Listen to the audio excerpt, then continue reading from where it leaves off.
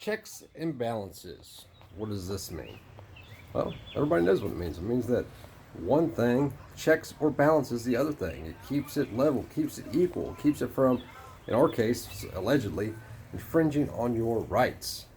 We have three branches of government. The reason for that is because there's always an odd man out. At least theoretically, there should always be an odd man out. On top of that, you have the people.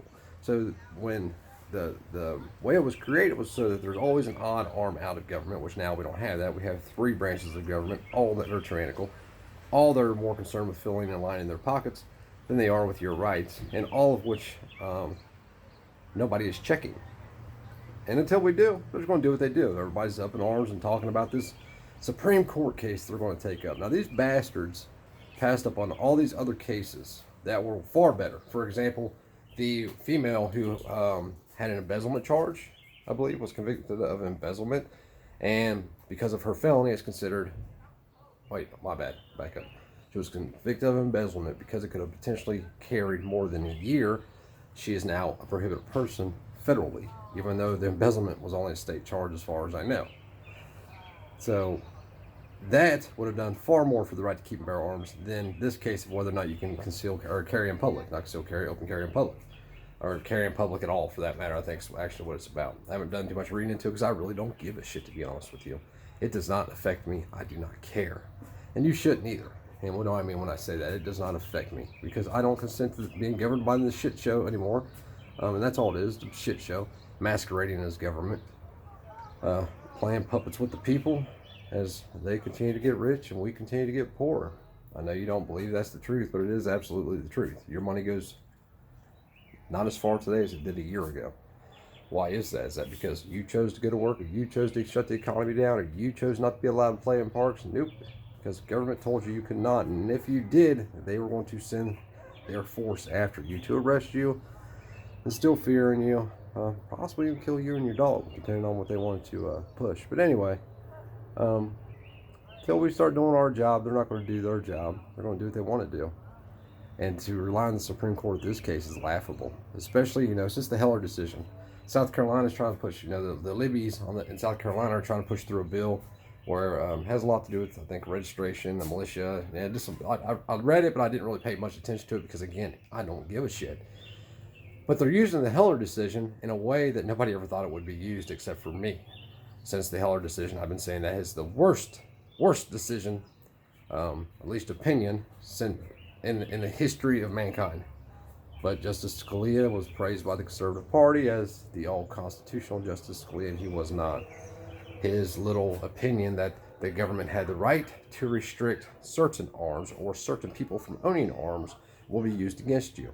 Even though it's not today yet, it will be down the road because, as you notice, things are getting a little weird.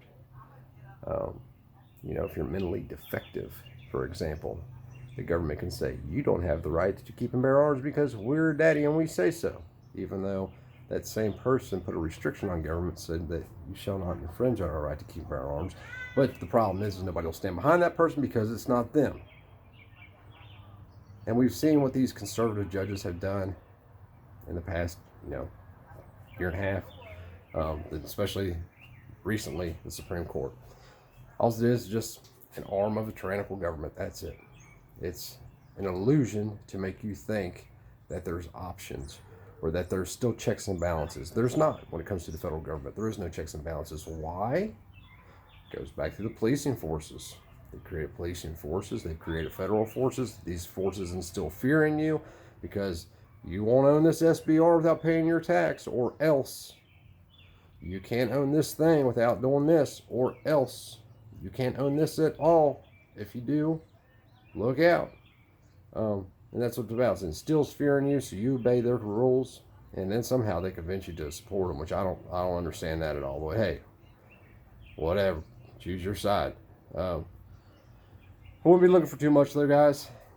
I would think after, a year from now when they finally get this over and they say, you know what? The Second Amendment doesn't say, and Justice Scalia said, and it's safer for the people if, don't say I didn't tell you so. It's time for everybody just to, not consent.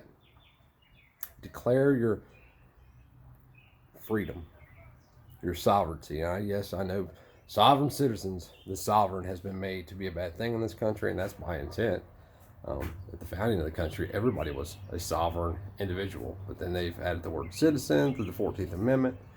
They have created a situation where if you believe that you are sovereign, meaning you are free, you have rights, you have all authority over you, that is a bad thing. That's why you always hear these people saying, "What, you're one of the sovereign citizens?"